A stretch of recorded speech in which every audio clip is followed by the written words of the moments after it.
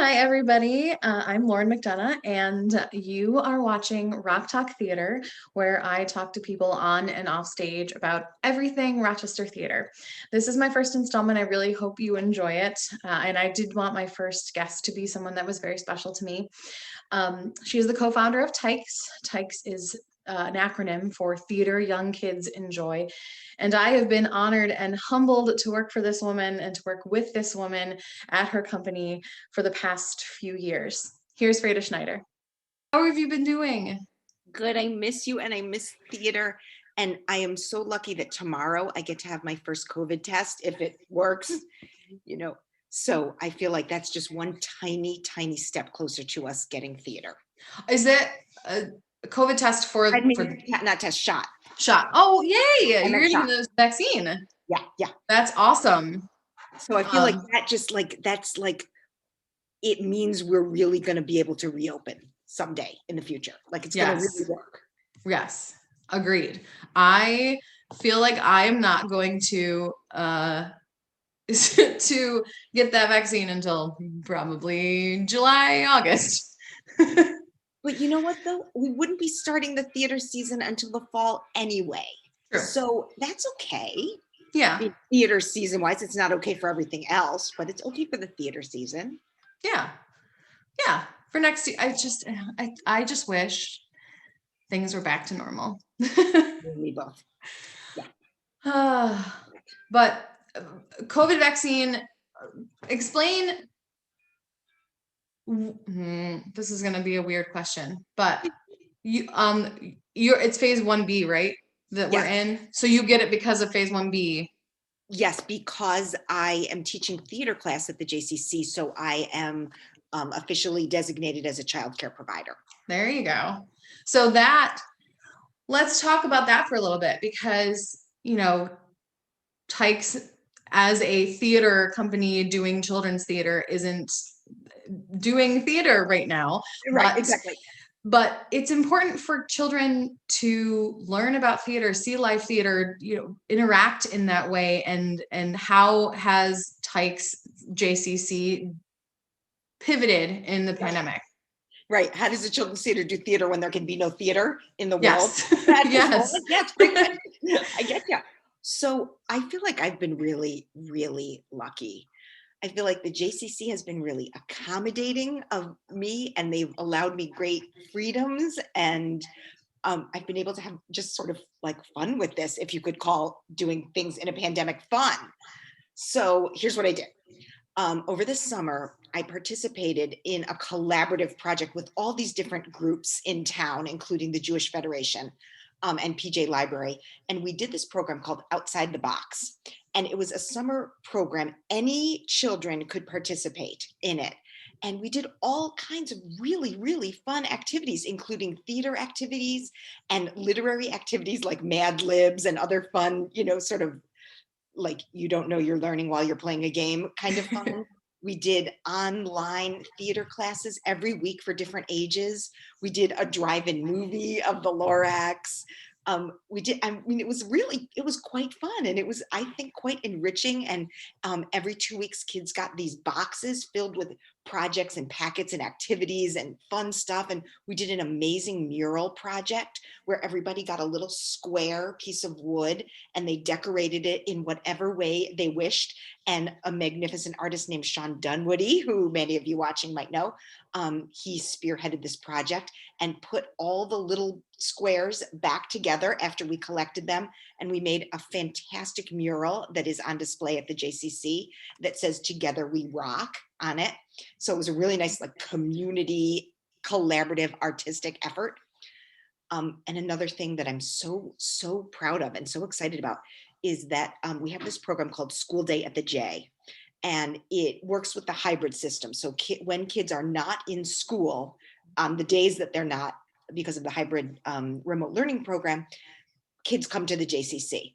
And so I've been teaching 8 theater classes a week for kindergarten all the way through 6th grade. And we've done, I can't believe how wonderful these projects have turned out because of the amazing creativity and ingenuity of these kids. So for the second and third graders, I have 2 different second and third grade classes, and we made books, like real books. We wrote the stories, we came up with the plot and the setting and the conflict and the whole thing, and then we illustrated them. So second and third graders drew amazing pictures. We wrote our own plays, like original plays, starting with a blank piece of paper. And starting this week, we're going to be rehearsing them. Obviously, we cannot perform them for an audience, clearly, but the classes are of such a size that we can spread out enough and record their performances in a socially distant, safe way. And then their parents and family members and friends can watch those recordings from the safety of their own living rooms. We'll upload them to YouTube. And I'm so thrilled with that. Also, we've been able to do these great programs in conjunction with PJ Library, which is a wonderful local organization. So last month we did this fun thing where we made hot cocoa bombs, these little chocolate balls that you put in milk and it turns into hot chocolate. And while those were preparing, we did theater games virtually online via Zoom at the same time. And I've had a great opportunity to read books to kids online and to do online improv games with kids. So, and my dog would like to join us in this conversation. Hello. So the online improv games, that's my dog Harley. She likes to be interviewed. Hi, Harley. So I didn't know, frankly, if I'm being honest. Now she likes to do what we call watching dog TV. This is what she does all day, look out the window and bark at the grass. It's fun to work from home. Okay, so another thing, if I'm being honest, I didn't think this was going to work. I thought improv games on Zoom for children, how will I hold their attention? How will they take turns talking? Sure. The challenge with Zoom is that if 2 people try to talk at the same time, it does that weird, like, you can't hear anything sound. I thought this is never going to work, and it worked unbelievably well. Like, kids play improv games via Zoom, no problem. It worked so well, and we played 1 million improv games. That's awesome. It feels like there has been a great outlet for kids to express themselves in a way that not being able to go to live theater, sure, but to still be able to engage with the arts and do all of these crazy creative things.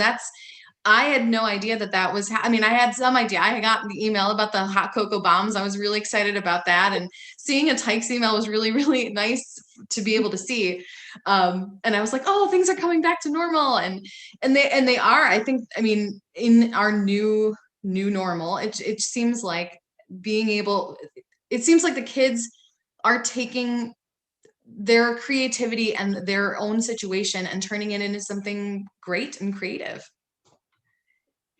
You are so exactly right. I think you hit it precisely on the nose. Here's what has amazed me and surprised me and impressed me. And I didn't really think this was going to happen. I feel like kids have adapted more readily to the radical changes in their lives. I mean, clearly this hasn't been easy on anyone. Nobody is like, yay, pandemic, hope we have more of this. Sure. But for instance, when I teach these classes at the JCC, like I mentioned, we have 8 theater classes per week at the JCC as part of this school day at the J program. So all these very young children have to wear a mask all day long. These kids are as young. Some of the kids at the beginning of the year in September were 4. And starting kindergarten, going to be 5 shortly. But a 4-year-old wearing a mask, I thought, it's never going to happen. No problem. Kids will wear a mask. They don't argue. They're happy. It's like they don't even notice. I'm slightly overstating it. We do give them mask breaks. Obviously, they're not, they're eating and drinking and having a break, of course. But they have adapted so fluidly to radical changes in a way that I didn't think was possible. Their resilience is inspirational to me. And to me too. I mean, I know even just going to the grocery store and having to wear a mask, I wear my mask everywhere, but having had so much of life experiences before, these kids just are like, oh, well, this is what it is. So let's continue, whatever. It doesn't matter. Oh, okay, masks. All right, let's have theater. Yeah, right. I have to tell you a funny thing about masks. Sure. One of the shows that we wrote, fourth, fifth, and sixth graders wrote their own play, and obviously they made their own characters. Everybody could pick whatever character they wanted. We made them their characters as they wished, and so they chose, fun stuff like a phoenix and a dragon and a queen and a princess and all these crazy things. Well, they were very excited at the possibility that they could have a mask, like a face mask, in their character, like they wanted a dragon mask and a phoenix mask. And I thought, okay, this is awfully specific. This isn't going to exist. Well, on Amazon, apparently you can buy anything because they have a dragon mask and a phoenix mask and a princess mask, and you can be all of those things in your face mask. It's interesting that that's a costume aspect that can be used right now. Like I'm sure that there's everything for a mask for literally everything that you can think of. There's art masks, there's, designer masks, there's children's, character masks. I love that idea. And I love that they were thinking about that too. They thought of it immediately. It didn't even cross my mind. Like, you could have a princess mask. What would that even be? Oh yeah, they exist. I was even thinking that they would be like decorate their own mask kind of thing and like put, decorate it in the style of their character, but they already have them made. Okay. Wow. Let's talk a little bit about what happened in March. I will say this: me being on stage last was with Tykes in the Winnie the Pooh birthday tale. And my last show that I saw in the theaters was Flat Stanley, which is also a Tykes show. I know immediately I was working from home that, I think Friday they had announced that this was coming and I was working from home. How did we find out what was going on? How did you adapt to the news? Tell me a little bit about that. Yeah, I hear you. I feel like in a crazy way, almost like time stopped for just a moment in March when we shifted so abruptly to an entirely new way of living our lives. It was like Thursday we were doing one thing, and then Friday the world completely changed and we lived on a new planet.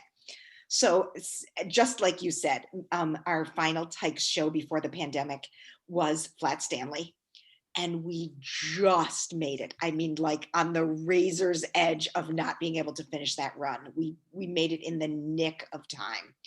So usually, theater folks will know what I'm talking about here. Usually, as a theater run goes, your audience grows because word of mouth, hopefully if your show's good, more and more people talk about it. And so the final day or the final weekend of a run of a show is usually, a hopping time.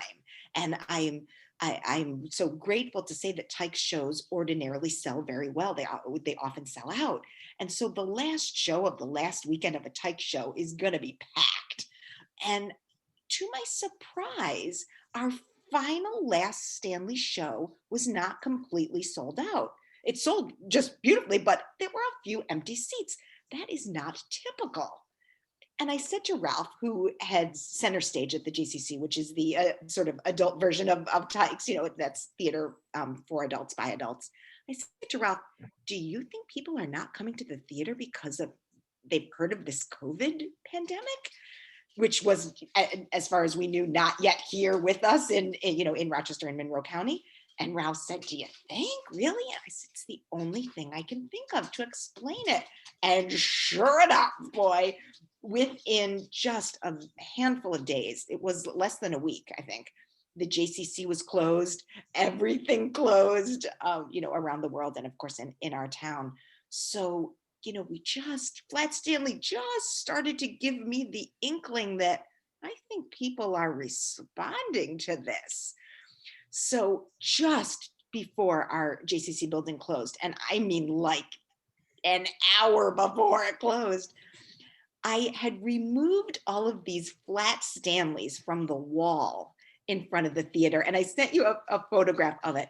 We participated in the Flat Stanley Project, which is, you can Google this and there's, you'll get a million hits in Google about this International Flat Stanley Project. But the gist of it is like, it's sort of a pen pal program, kind of. And children make their own flat Stanleys. They use a template, they cut it out, they color it in whatever way they see fit. They mail their flat Stanley to someone else. It can be their neighbor, it can be their friend, it can be somebody across the world, it can be an organization. People have sent flat Stanleys to the presidents of the United States. Flat Stanleys have gone on space shuttles. They've gone, to the highest mountain and undersea and, everywhere, just everywhere in the world, there have been flat Stanleys. And the idea is, if you receive a flat Stanley in the mail, you bring it places and you take a picture with it. Like, here we are, in a carrot patch with Flat Stanley, or here we are on the moon with Flat Stanley. And so more than 100 TYKES attendees to our Flat Stanley show. So little children, right? Including Lauren, colored in Flat Stanleys. We had well over 100, and we taped them to the wall in front of the theater door. When the show ended, I so carefully took every single one of the 100 Flat Stanleys. And I'm proud to say that every single one of them was removed safely, except for one that had like a little bit of a broken arm, which I immediately performed medical surgery on with Scotch tape and repaired. All of the Flat Stanleys, including broken arm Stanley, I put in an envelope, brought it to the Jefferson Road post office, and mailed them to the Louvre in France. Because during our Flat Stanley story, they talk about Flat Stanley goes to the Louvre, to the museum. And so I mailed them to the Louvre along with a letter and an email and a whole bunch of other things, saying, could you please put our 100 plus Flat Stanleys at the Louvre and take a picture, because we want our Flat Stanleys to be world travelers. And I think the next day or a couple of days later, the Louvre closed. So I don't know what happened to our 100 Flat Stanleys. They got in the mail in time, but I don't know if they arrived in time. And so I am going to find out. I'm going to track down the person at the Louvre and find those Flat Stanleys, and hope that when the pandemic is over, Flat Stanley really can be distributed 100-fold throughout the Louvre. And also, we had children in an after-school class during the time of Flat Stanley. They made their own Flat Stanley show, and they also created their own Flat Stanleys as part of the Flat Stanley Project. We mailed those Flat Stanleys to all of their contact people, and the show that they made, their Flat Stanley performance, we recorded it and we broadcast it on the television in the lobby during our Flat Stanley professional performances, so that audience members could come in, and while they were mingling in the lobby or eating their cookies at concessions, they could watch the TV and see children performing their version of Flat Stanley. And I know, Lauren, you came to Flat Stanley, you probably saw that performance up on our little TV. I did, and I think I was also there for the last weekend too. I think that was when I was there, and I'm glad I got to see it. I'm glad I got to color a Flat Stanley. I guess the next question I should ask is, what is in the future for TYKES, in long term, short term, anything that you want to talk about? Right. Okay. So many theaters around the nation, around the world, are facing the very real possibility that the financial impact of the pandemic will force them to close. I have such gratitude. I'm so appreciative that once the pandemic is over, the vaccines are well underway, TYKES will reopen. I am eternally grateful to the JCC for continuing support of TYKES, and I'm so grateful to our patrons and our supporters to have provided assistance to us even while there are no performances. So trust, TYKES will go on. My heart is warm because I can say that definitively. So what have I been doing, knowing that TYKES will absolutely open again? I just don't know on what date. So I have been reading every script I can get my hands on. And if you are out there watching this broadcast and you have a suggestion for me for a script that you think I should read, I will read it. So I feel like this has been in the tiniest way, a little blessing because I've had time to read some scripts. Sure. So I love that. And I feel like the second we are able to announce a season, I will be ready to announce that season. Also, during the pandemic, of course, we have spent a great deal of our attention facing Black Lives Matters topics. And so I've been able to spend some months thinking about ways that Tykes can further enhance diversity. I feel like it has one little perk of being here home and having extra time on my hands, not spent driving in my car back and forth, is that I've had some more opportunity to think about the Black Lives Matter movement and how we might possibly at Tykes be able to enhance our efforts towards diversity and create more opportunities for people of color in every way, to perform, to direct, to participate behind the scenes and on stage. One thing that I think is excellent about children's theater, or that is sort of a perk of children's theater, is that there are fewer boundaries, I think, for children's theater than exist for other kinds of theater. For example, if your show calls for a fairy and a zebra and I don't know, a cat and a mouse and I don't know, you name it, any kind of unusual, exciting, interesting, a robot, we have all these characters that don't exist in adult theater nearly as much. There are no restrictions on who plays those characters. So I feel great freedom, and always have, in children's theater, that my hiring is wide open.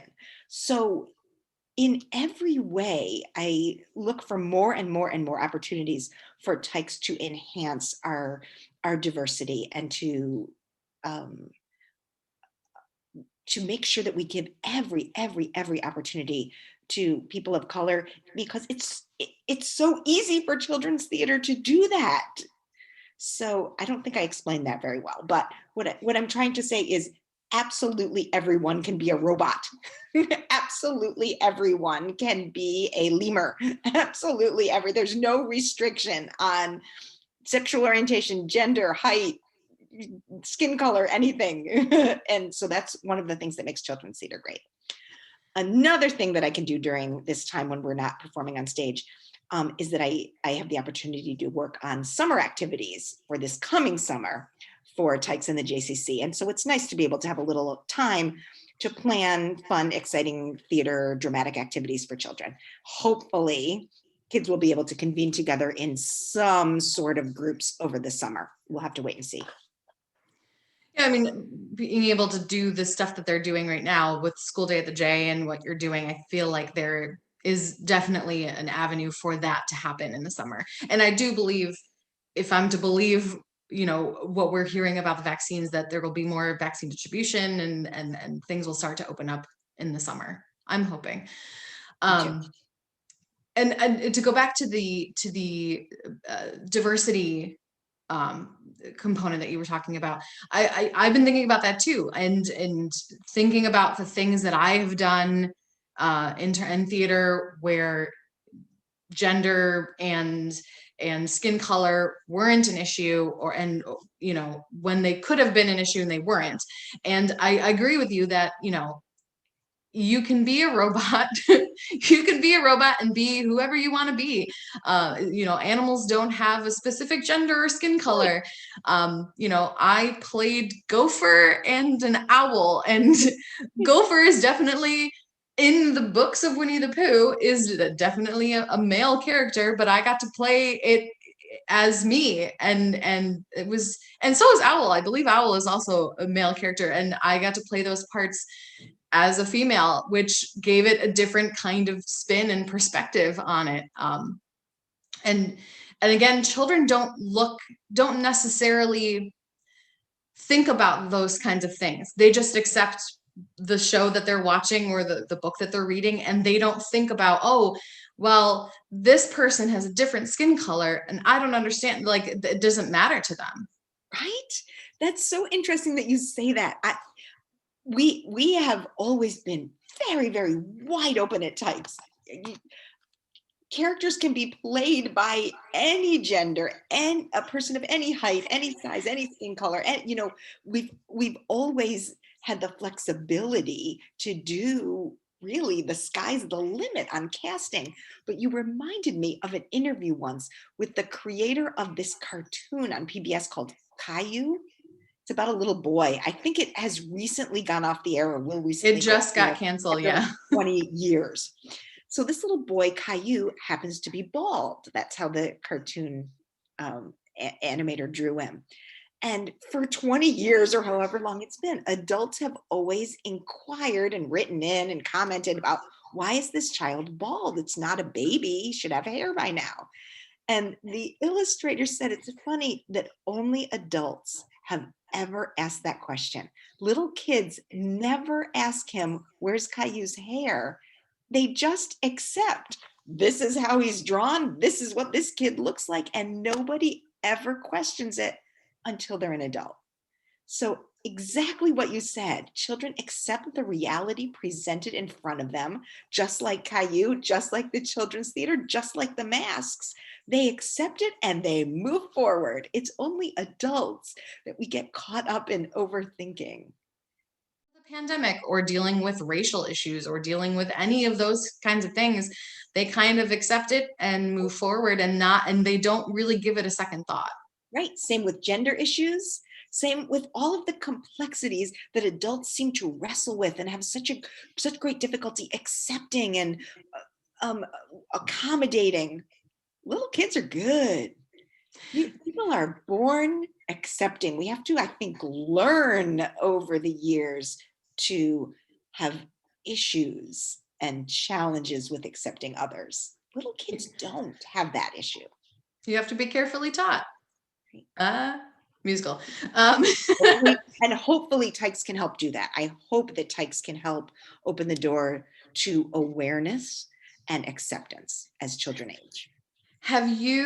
One last question, I think, maybe there'll be more, but I don't know. Have you heard from adults of kids about Tykes and saying, when are you guys coming back, and any of that kind of audience interaction in that way right now? Yes, early on in the pandemic, a mom whose children attended our after-school Tykes class, a mom emailed me and said, my kid needs some theater, quick, do something. And, we were just sort of entering the land of Zoom. This was a new thing. She said, can you do a class on Zoom for my kid? I'll pay you to do a class for my kid. And I thought, oh, well, if that child wants it, maybe other children do too. So I made a few inquiries and all the parents were like, yes, do something quick. So that was my first virtual online Zoom improv theater class. And it went so well that we did, months and months and months more after that. But yes, it was only because parents reached out to me that I ever even thought, oh, I guess we can do it this way too. And it'll work. And it did. So yes, thank goodness for those parents who said, quick, hurry, think of something. Help me out. My kid needs theater. Yeah, I love that that was the yeah. You have a theater kid when they need it and they're having withdrawal and have to have it. That's it. That's a good thing. Yes. We all have that. We do. We all have that. Especially now. I think that's everything that I wanted to talk about. Is there anything else that you wanted to talk about?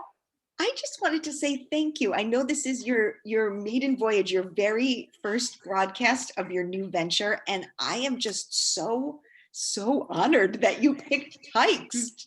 I'm so personally excited about everything that Tykes does. And I love that other people share that excitement. So thank you for being, gosh, is it almost 2 decades now that you have been with Tykes? Almost.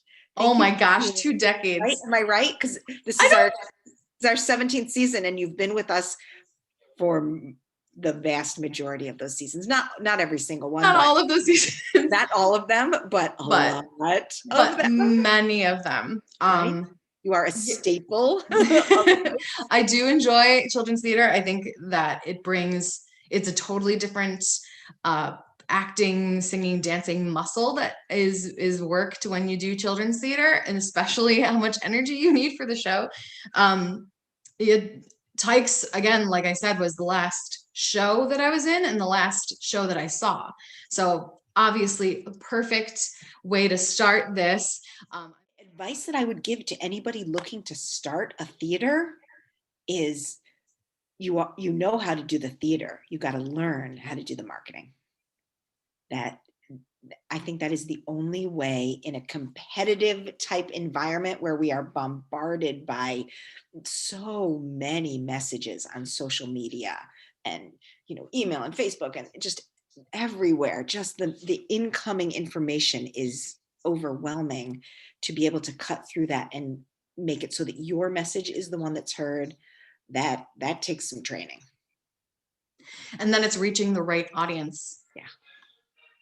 Audience is like king.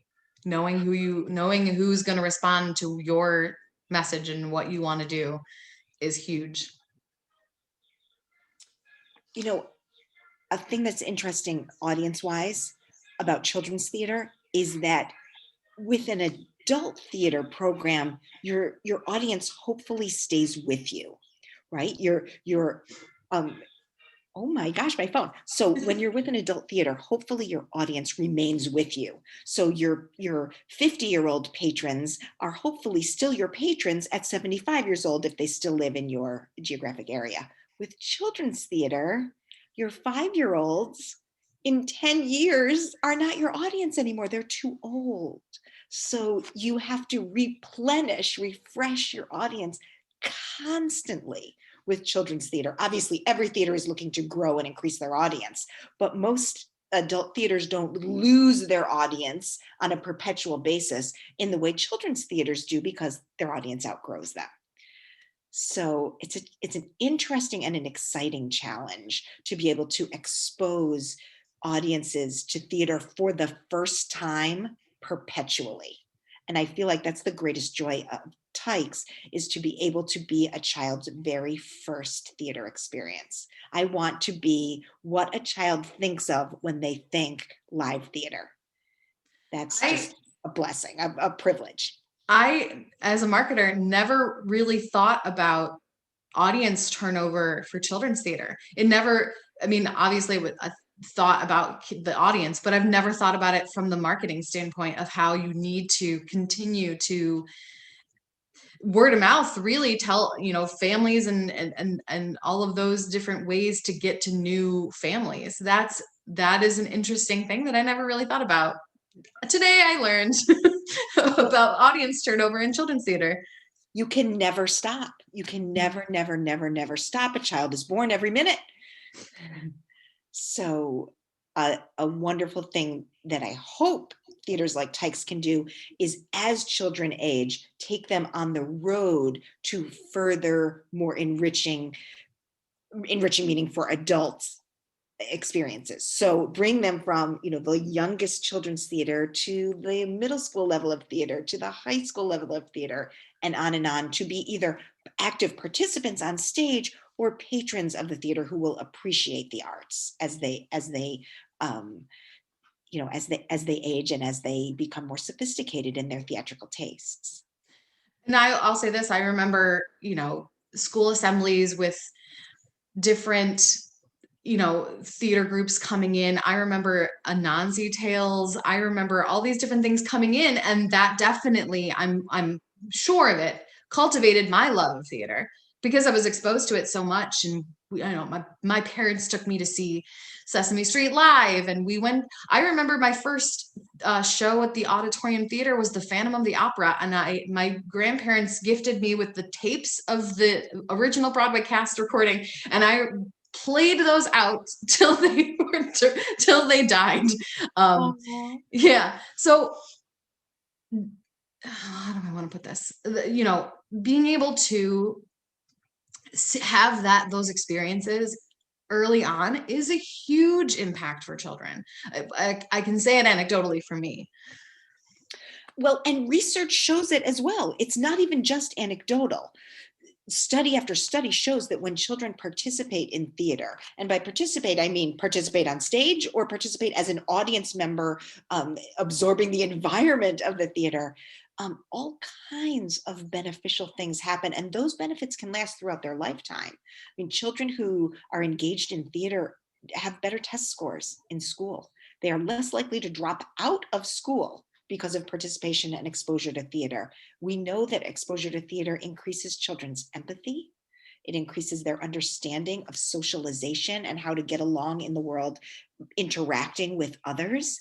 It improves their awareness of literature and social studies. I mean, it does so much for children's poise and self-confidence, articulation, vocabulary. I mean, the benefits of theater are almost unparalleled. I can almost not think of anything else that has the potential to make such a meaningful impact in a child's life. And that's whether they go on to a career in theater or just go on to be productive members of society who can appreciate art and literature. That was such a great conversation with Freyda. To learn more about TYKES, you can head to jccrochester.org/TYKES. If you have any questions or comments or guest suggestions, you can email me at roctheaterchick@gmail.com. That is ROCTHEATRE chick@gmail.com. Also, you can follow me on all the socials. I'm on Twitter, Instagram, and TikTok at Lauren K. MacD. That is LAURENKAY, my middle name, MACD. Thank you for watching. Done.